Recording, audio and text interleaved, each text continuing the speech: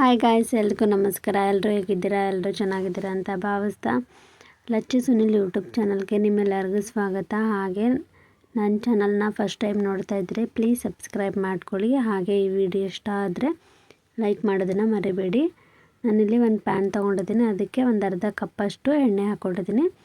ಅದಕ್ಕೆ ಒಂದು ಮೀಡಿಯಮ್ ಸೈಜಷ್ಟು ಈರುಳ್ಳಿನ ಹಾಕ್ಕೊಂಡು ಇದನ್ನು ಚೆನ್ನಾಗಿ ಫ್ರೈ ಮಾಡ್ಕೋಬೇಕು. ನಾನು ಮಾಡ್ತಾ ಇರುವಂಥ ಪಲ್ಯ ಬಂದು ಮಡಕೆ ಕಾಳು ಮತ್ತು ಬೀನ್ಸ್ ಪಲ್ಯ ತುಂಬಾ ಟೇಸ್ಟಿಯಾಗಿರುತ್ತೆ. ನೀವು ಕೂಡ ಒಂದು ಸತಿ ಟ್ರೈ ಮಾಡಿ. ಹಾಗೆ ಹೇಗೆ ಬಂತು ಅಂತ ಕಮೆಂಟ್ ಮಾಡೋದನ್ನು ಮರಿಬೇಡಿ.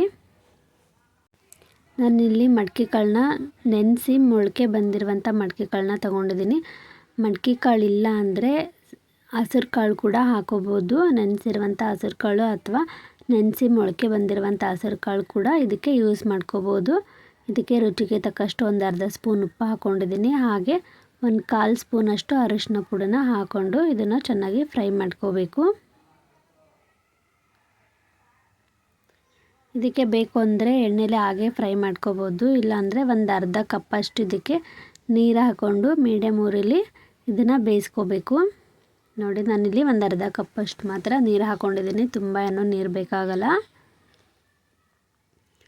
ಅಲ್ಲಿವರೆಗೂ ನಾವು ಒಂದು ಚಿಕ್ಕದಾಗಿ ಮಸಾಲೆನ ರುಬ್ಕೊಳ್ಳೋಣ. ಇದಕ್ಕೆ ಒಂದು ಅರ್ಧ ಕಪ್ಪಷ್ಟು ಕೊತ್ತಂಬರಿ ಸೊಪ್ಪು, ಹಾಗೆ ಖಾರಕ್ಕೆ ಒಂದು 4ರಿಂದ 5 ಹಸಿಮೆಣ್ಸಿನ್ಕಾಯಿ, ಒಂದು 2 ಸ್ಪೂನಷ್ಟು ತೆಂಗಿನಕಾಯಿ, ಹಾಗೆ ಒಂದು ಚಿಟಿಕೆಯಷ್ಟು ಉಪ್ಪು ಹಾಕ್ಕೊಂಡು ತೆರೆಯಾಗಿ ಇದನ್ನು ರುಬ್ಕೋಬೇಕು. ನುಣ್ಣಗೆ ರುಬ್ಕೋಬಾರ್ದು. ನೋಡಿ, ಸ್ವಲ್ಪ ನೀರು ಹಾಕ್ಕೊಂಡು ಈ ಥರ ರುಬ್ಕೋಬೇಕು. ತುಂಬಾ ಟೇಸ್ಟಿಯಾಗಿರುತ್ತೆ. ನೀವು ಕೂಡ ಟ್ರೈ ಮಾಡಿ. ಇವಾಗ ಕಾಳು ಬೇಯಿಸೋಕ್ಕೆ ನಾನು ಒಂದು 10 ನಿಮಿಷ ತನಕ ಮಾತ್ರ ಬಿಟ್ಟಿದ್ದೆ. ನೋಡಿ, ಲೋ ಫ್ಲೇಮಲ್ಲಿ ಒಂದು 10 ನಿಮಿಷ ತನಕ ಬಿಟ್ಟರೆ ಬೇಗನೆ ಬೆಂದೋಗುತ್ತೆ. ಇದಕ್ಕೆ ಒಂದು ಅರ್ಧ ಕಪ್ಪಷ್ಟು ಬೀನ್ಸ್ನ ಹಾಕ್ಕೊಂಡಿದ್ದೀನಿ. ಅದನ್ನು ಚಿಕ್ಕದಾಗಿ ಕಟ್ ಮಾಡಿಕೊಂಡು ಹಾಕೋಬೇಕು. ಇವಾಗ ನಾವು ರುಬ್ಬಿರುವಂಥ ಮಸಾಲೆನ ಇದಕ್ಕೆ ಹಾಕೋಬೇಕು. ನಾವು ಕಾಯಿ, ಹಸಿಮೆಣ್ಸಿನ್ಕಾಯಿ ಮತ್ತು ಕೊತ್ತಂಬರಿ ಸೊಪ್ಪು ಮಾತ್ರ ರುಬ್ಕೊಂಡಿರ್ತೀವಿ. ಅದನ್ನು ಹಾಕ್ಕೊಂಡು ಸ್ವಲ್ಪ ನೀರು ಹಾಕೋಬೇಕು. ಇದಕ್ಕೆ ಸ್ವಲ್ಪ ಬೀನ್ಸ್ ಬೇಯೋಕ್ಕೆ ಒಂದು 5 ನಿಮಿಷ ಬೇಕಾಗುತ್ತೆ.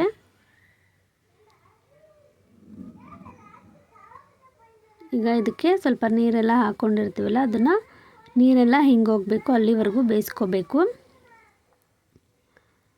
ನೋಡಿ, ಇದನ್ನು ಒಂದು ಲೋ ಫ್ಲೇಮಲ್ಲಿ ಒಂದು 6ರಿಂದ 7 ನಿಮಿಷ ತನಕ ಇದನ್ನು ಬೇಯಿಸ್ಕೊಂಡ್ರೆ ಸಾಕಾಗುತ್ತೆ. ಇದನ್ನು ಚಪಾತಿ, ರೊಟ್ಟಿ ಜೊತೆಗೆ ಯಾವುದ್ರ ಜೊತೆಗಾದರೂ ತಿನ್ಬೋದು. ತುಂಬಾ ಟೇಸ್ಟಿಯಾಗಿರುತ್ತೆ. ತುಂಬ ಮಸಾಲೆ ಏನೂ ಇಲ್ಲ ಇದಕ್ಕೆ. ನೋಡಿ, ಇವಾಗ ಕಾಳೆಲ್ಲ ಬೆಂದಿದೆ. ಕಾಳು ಮತ್ತು ಬೀನ್ಸ್ ಎರಡೂ ಕೂಡ ಬೆಂದಿದೆ.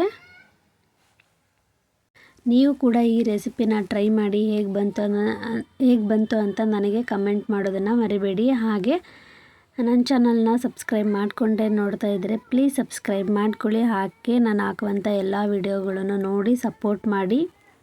ನೆಕ್ಸ್ಟ್ ವಿಡಿಯೋದಲ್ಲಿ ಮತ್ತೆ ಸಿಗೋಣ. Thank you so much.